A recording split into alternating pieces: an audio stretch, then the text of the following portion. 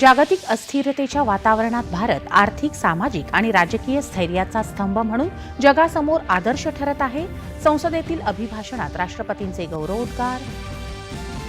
मध्यम वर्गाची स्वप्न साकार करण्यासाठी सरकार वचनबद्ध असून महिला, शेतकरी, गरीब, युवा वर्गाला सरकारचं प्राधान्य असल्याचं राष्ट्रपतींचं प्रतिपादन.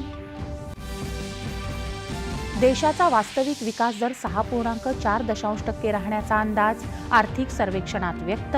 कृषी आणि सेवा क्षेत्राच्या स्थिर प्रगतीचा सर्वेक्षणात विशेष उल्लेख.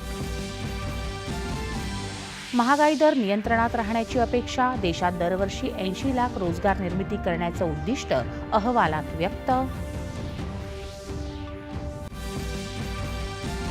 यंदाच्या अर्थसंकल्पात गरीब आणि मध्यम वर्गावर कृपा व्हावी तसंच महिलांना देखील मोठ्या प्रमाणात लाभ मिळावे, पंतप्रधानांनी व्यक्त केली अपेक्षा.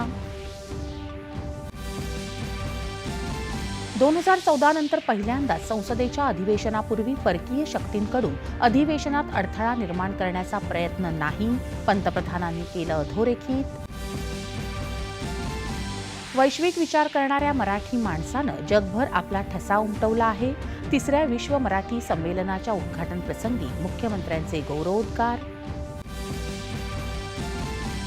19 वर्षांखालील महिलांच्या T20 विश्वचषक क्रिकेट स्पर्धेत इंग्लंडला नमवून भारताचा अंतिम फेरीत प्रवेश.